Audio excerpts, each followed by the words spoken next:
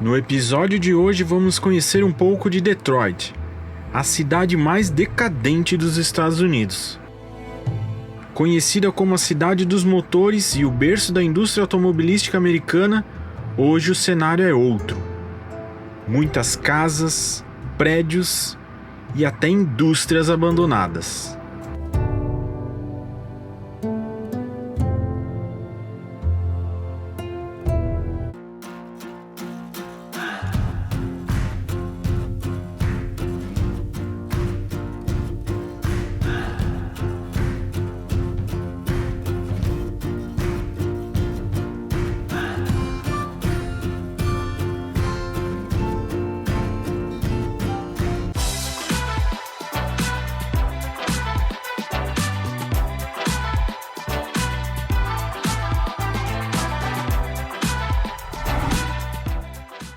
E seguimos aqui por Detroit, dormimos muito bem aí no estacionamento do Walmart, foi super tranquilo, acho que foi o Walmart mais tranquilo que a gente dormiu nos últimos tempos, né, Du? Olha, muito sossegado mesmo. Dormi a noite toda, não acordei nenhuma vez.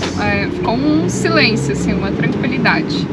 E agora a gente vai dar uma volta por Detroit, porque vocês sabem que é uma cidade em decadência aqui nos Estados Unidos. Em 2013, ela decretou falência com uma dívida de mais de 20 bilhões de dólares, para vocês terem ideia. E essa cidade aqui é o berço do automobilismo americano, porque aqui existiam diversas fábricas na década de 50 e essa cidade já chegou a ter mais de 2 milhões de habitantes. E hoje ela tem cerca de 600 mil. Então vamos dar uma volta aqui pela cidade, ver se a gente consegue localizar alguma coisa dessas fábricas abandonadas. Parece que tem casas abandonadas por aqui também. Entender melhor esse contexto e trazer tudo aqui para vocês.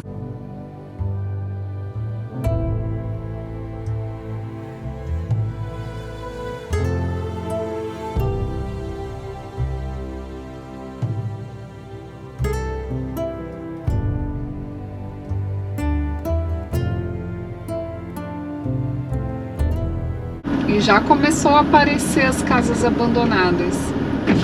Aí atrás tem até carro abandonado.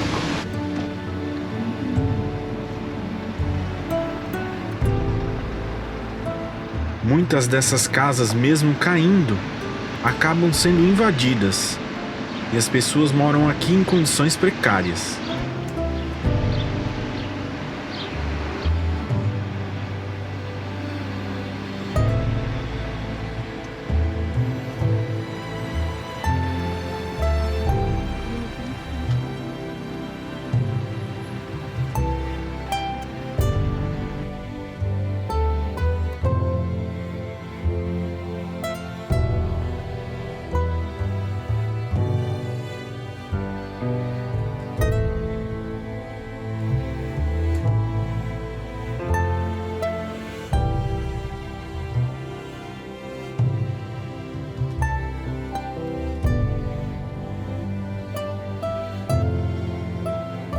Que loucura, essas casas grandes, completamente abandonadas. Tô impressionada mesmo. Os terrenos são amplos, as casas são grandes, mais de 200 metros quadrados, e simplesmente não valem mais nada. Muitas estão à venda, mas não têm valor, pois ninguém quer comprar. Essa casa azul que estava bonita, estava bem conservada, aí tinha uma placa de que havia sido despejado. Até comércio, esse é um ponto comercial. Sim. Olha o tamanho dessa casa, pessoal.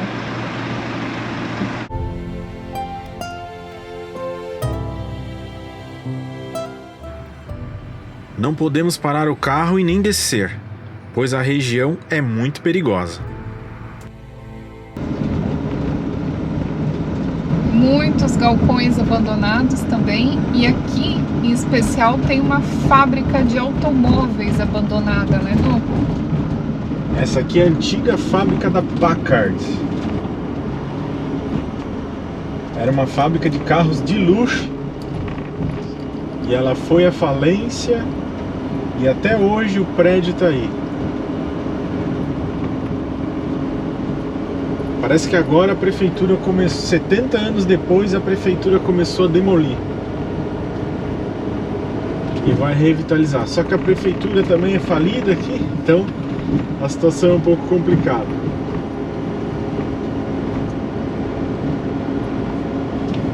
Vocês estão percebendo que a gente não para o carro, não sai do carro, é porque essa é uma região aqui muito perigosa. Essa é uma das localizações mais perigosas aí dos Estados Unidos. Então a gente infelizmente não consegue descer e andar por aí. Realmente é perigoso. Mas aqui eu vou dar uma paradinha. A fábrica da Packard foi inaugurada em 1903. Na época, era considerada a instalação de fabricação de automóveis mais moderna do mundo. Moderna, eficiente e de grande escala.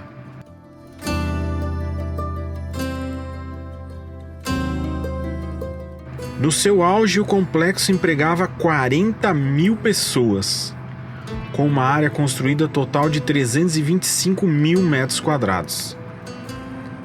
A fábrica produziu automóveis até 1956.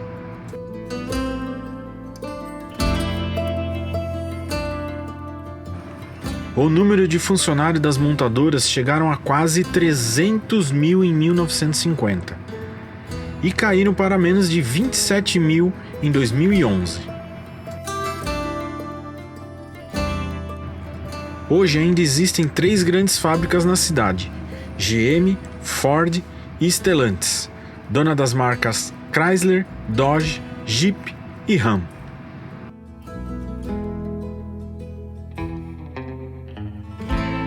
Detroit vivenciou, sem sombra de dúvida, anos de ouro, né? Com a produção automobilística. Eram diversas as fábricas que tinham aqui, principalmente a GM, a Ford e a Chrysler. Porém, lá pelos anos 60, começou a chegar os carros asiáticos por aqui. Muito mais baratos, né?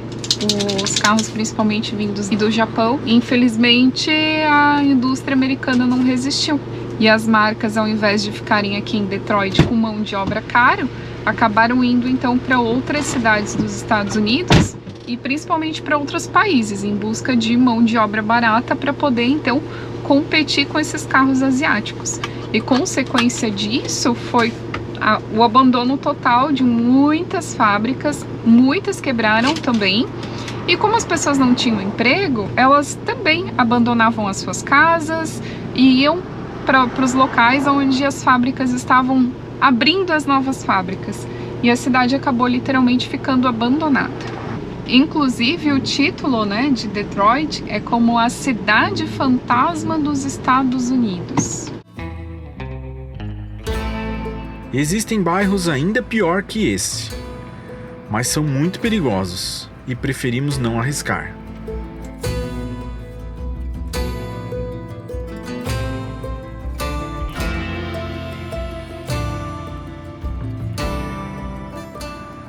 Ao mesmo tempo, próximo daqui existem bairros onde aparentemente a vida segue normalmente.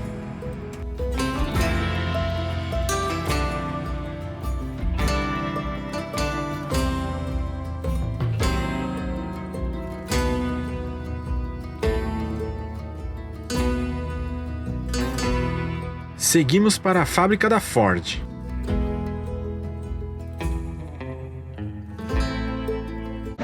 Com certeza a gente não vai conseguir ver a fábrica toda, né? Mas aqui nós já estamos de frente com um prédio, possivelmente um prédio administrativo da Ford. Lembrando que aqui em Detroit foi a primeira fábrica da Ford, fundada por Henry Ford.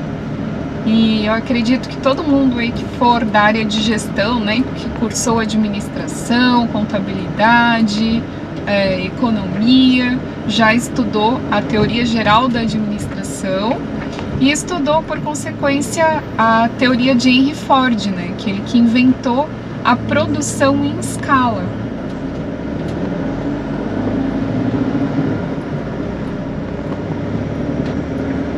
Ali tem o banco da Ford Credit.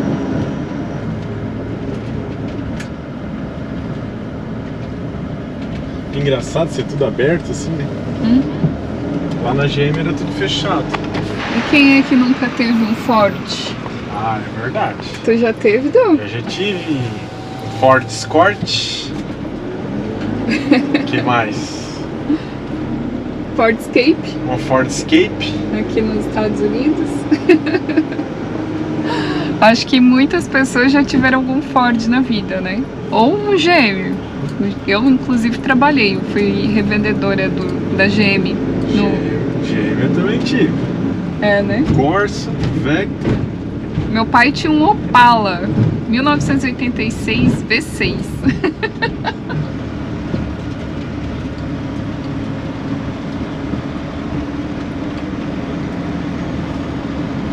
Vamos ali filmar as bandeiras. Acho que dá pra dormir aqui, hein?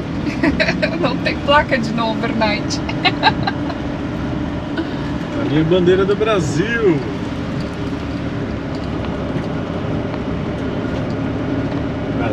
Brasil.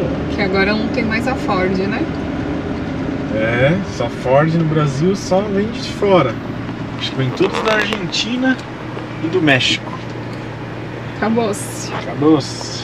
E juntando a decadência do setor automobilístico por conta da chegada dos carros asiáticos, Detroit sempre foi um município, uma cidade muito mal administrada, principalmente por políticos corruptos. E esse é um dos grandes motivos da cidade ter decretado falência em 2013, com a maior dívida declarada por uma cidade nos Estados Unidos, mais de 20 bilhões de dólares.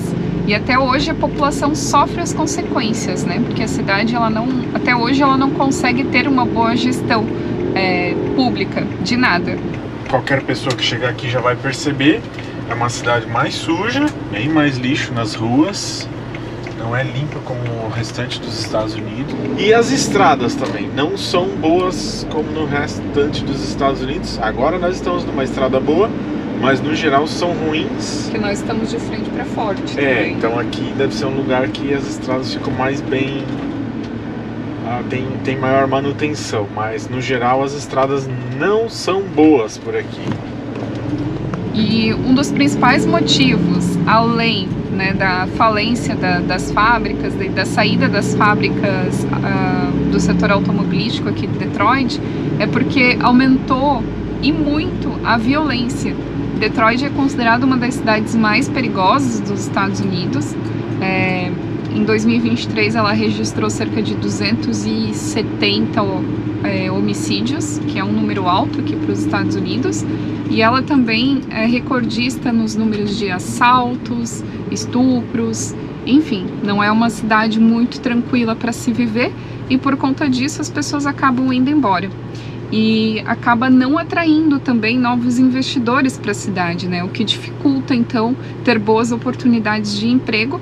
Então a população que vive aqui é uma população com uma renda mais baixa, então tudo isso faz com que Detroit, seja chamada então de uma cidade fantasma e uma cidade em decadência. Nós também descobrimos que Detroit tem uma péssima estrutura em transporte público, porque como a cidade produzia muitos automóveis e a prefeitura da cidade também era muito corrupta, nunca teve uma preocupação com o transporte público da cidade.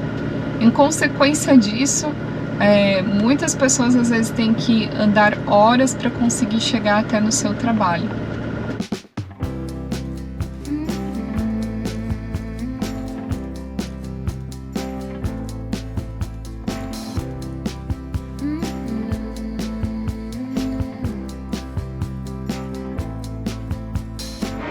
Voltamos aqui para o Walmart. Uma coisa que a gente percebeu é que aqui nesse estacionamento do Walmart, que inclusive está escrito que é proibido o overnight para caminhões, mas tem bastante caminhão que para aqui e dorme, tá? Ó, aqui tem um, ali atrás tem mais dois. Mas além disso, tem pessoas que moram também no carro. Moram no carro mesmo, tá? Não é nem uma van. A gente também mora num carro, né? Mas enfim, vocês entenderam, né? A gente vive no carro para poder viajar. E as pessoas moram aqui no carro porque elas não têm condições de pagar um aluguel. E dizem que aqui em Detroit é o aluguel mais barato dos Estados Unidos, que é na faixa de $600. Então, para vocês verem como é complicado e como a renda às vezes aqui realmente é mais baixa do que o restante do país, né? Essas 3 vans aí tem pessoas dentro, tá? Mas é van de trabalho, não é van. Todas elas têm a logo da empresa. Aquele carro preto lá tem gente morando também. E aquele outro carro preto lá no fundo, ele também tem um casal morando com 2 cachorros. E inclusive tá pegando a energia elétrica do Walmart. É a realidade que a gente encontra em muitos lugares, não só aqui em Detroit, pessoas vivendo realmente dentro do carro. E é uma tristeza, né? Mas ninguém sabe a história do porquê que elas estão também aí vivendo nos carros, né? É complicado. Pois é, pessoal, o clima meio pesado desse vídeo sobre Detroit, né? Mas infelizmente os últimos dias o clima realmente está pesado, mesmo nós estando longe.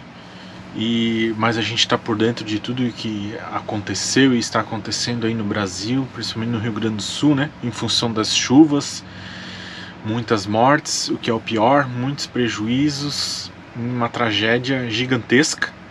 Então até isso afeta até no nosso trabalho, que é gravar vídeos aí para vocês também, é um dos nossos trabalhos, né? Com certeza a empolgação não segue a mesma.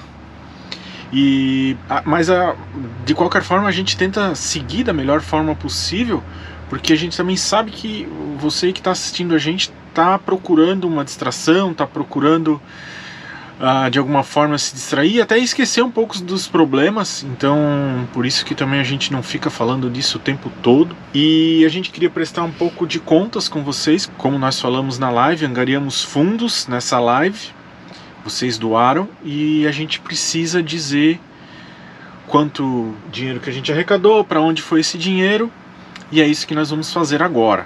No total, nós arrecadamos R$6.800 com a live e com os Pix que entraram depois na conta. Como a gente falou, foi uma conta de uso exclusivo para as doações. Então não teve nenhuma movimentação financeira além, né, das entradas e saídas das doações. Nós optamos em encaminhar os recursos diretamente para os abrigos. Por quê? Porque a gente já sabia que tinha esse problema de os caminhões de doação que estavam indo do Brasil inteiro não conseguir chegar em muitas cidades, porque as estradas ainda estavam bloqueadas por conta dos deslizamentos e também por conta das cheias. Então assim, a gente não tem uma rede de contatos muito grande aí no Rio Grande do Sul. Mas... tem, né? Eu acho grande. Não, assim, que a gente fala, né, sempre. Mas nós temos a Séries Helena, que é de Santa Maria, ela é cliente da nossa agência, inscrita aqui do canal. Então foi uma pessoa que conseguiu comprar leite, comprou macarrão, comprou fralda, comprou tudo que estava precisando num abrigo que tinha lá próximo da casa dela. De pessoas que perderam tudo. Isso. Estão no abrigo, não tinham um colchão, não tinham uma roupa para vestir, não tinham nada. É porque tem os 2 problemas, os das cheias, as pessoas que perderam a casa por conta das cheias, e as pessoas que perderam a casa mesmo, que não conseguem voltar para casa por deslizamento, acabou. Deslizamento. Perdeu não tem mais a nada. casa, perdeu tudo, né? Então essas doações chegaram direto ali. A gente até chegou a ajudar a comprar um fogão para uma família que estava nesse abrigo também lá em Santa Maria, e que eles tinham uma doença contagiosa, então eles não podiam nem ficar com todo mundo do grupo. Então eles tinham que ter um fogão e fazer a comida deles separadas. Triste. Né? É muita história triste ao mesmo tempo. E aí também foi encaminhado R$200 para a Roana e para o Diego do Enjoy Trip, que foi para a região de Três Coroas, se eu não me engano. Eles estão lá trabalhando. Eles estão lá de voluntários trabalhando, limpando casas, limpando estabelecimentos comerciais. Estão lá na ponta mesmo. Mão de obra.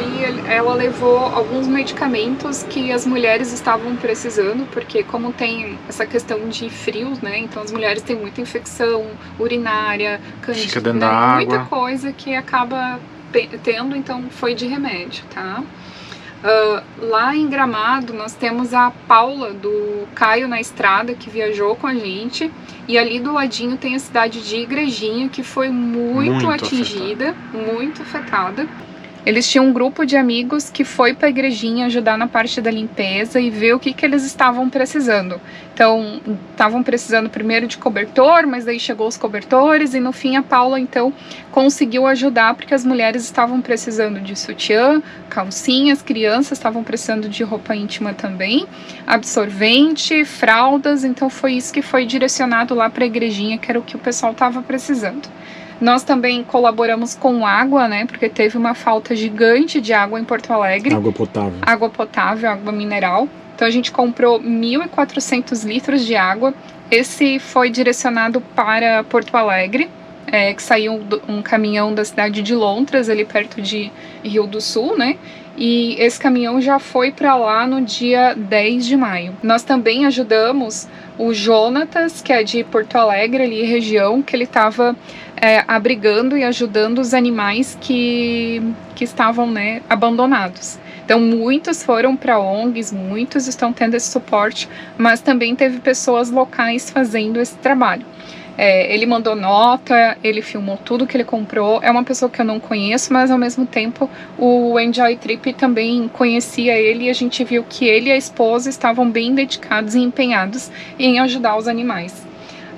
Por fim, a gente ainda ajudou também uma família de Santa Maria, que é um casal de idosos com uma criança, e o idoso é cego e estava chovendo muito dentro da casa deles. É uma casa de chão batido, então foi ajudado para comprar o Eternite para poder fazer a troca das telhas, porque realmente a gente estava chovendo em cima da cama do idoso, e o idoso doente e cego. E também, por fim, nós ajudamos o Paulo Severo, de Charqueadas, no Rio Grande do Sul, na campanha de material escolar, tá? Então, exatamente todo o valor que a gente recebeu foi encaminhado para esses locais, tendo um total de R$ 6.800. Conforme a gente prometeu na live, que foi dia 7, né, de maio, tudo naquela mesma semana já foi tudo encaminhado, todo esse dinheiro chegou lá na ponta, que era o que eu precisava, urgência. As pessoas, não tem nada, não tem o básico do básico, não tem uma escova de dente para escovar o dente antes de dormir, não tem onde dormir, tá no abrigo, não tem água para beber. Então a gente queria realmente fazer isso o mais rápido possível. O valor é pequeno, é formiguinha, né? É um trabalho de formiguinha, mas todo mundo ajudando, eu creio que a gente conseguiu aliviar muito a dor dessas pessoas. A gente de imediato, quando ficou sabendo do problema, já quis lançar a live, né? A gente até sabe que tem várias outras campanhas, outros viajantes empenhados em ajudar, e esse é o propósito, gente, a gente fazer o bem da forma que a gente consiga fazer, por menor que seja, tome uma ação, tome uma iniciativa, porque isso faz muito bem, mais para você que tá doando do que para quem tá recebendo, pode ter certeza disso. Então a gente está basicamente encerrando a nossa campanha que a gente iniciou lá no dia 7, né, com a live, mas nós vamos continuar divulgando várias campanhas que ainda estão aí vigentes, não é, Francis? Isso, por exemplo, o Paulo Severo, eu postei na comunidade a campanha de compra de material escolar das crianças. A gente tem que lembrar que daqui a pouco as crianças estão voltando para a escola, né, se Deus quiser, e elas precisam de material para poder retomar os estudos, porque perderam absolutamente tudo. Então, assim, são campanhas que a gente sabe de pessoas sérias, a gente vai estar divulgando aí no portal, né, no YouTube, na comunidade e nos stories ali do Instagram, Viagem Porque Preciso _oficial, você pode acompanhar e seguir contribuindo. E uma outra forma bem interessante de você contribuir é também agendar suas próximas férias para o Rio Grande do Sul. Um estado que tem muitas atividades, principalmente na Serra. Tem os cânions que são lindos por lá, né? Sem falar só em Gramado e Canela. Então, assim, tem Bento Gonçalves, que tem a região das vinícolas. O estado tem muita coisa para oferecer. E uma das melhores formas de você ajudar o Rio Grande do Sul é também agendar suas férias para esse lindo estado. E se quiser contar com a agência nossa, com certeza é só mandar mensagem aqui, porque é um estado que a gente já viajou muito, que a gente conhece, que a gente gosta muito, né? E pode, vizinhos. E pode ter certeza que eles vão recuperar tudo, tá? tudo vai voltar ao normal. Eu tenho certeza disso. Não vai ser fácil. Não. Não vai ser fácil, mas o povo do Rio Grande do Sul não vai desistir. Um povo guerreiro e forte. Assim como nós brasileiros, né? Exatamente. É isso aí, gente. Nosso muito obrigada para quem contribuiu, de verdade. Muito obrigada por confiar no nosso trabalho. A gente fica realmente muito feliz. E contamos com vocês aí no próximo vídeo. Fiquem com Deus. Tchau, tchau. Valeu, gente. Tchau.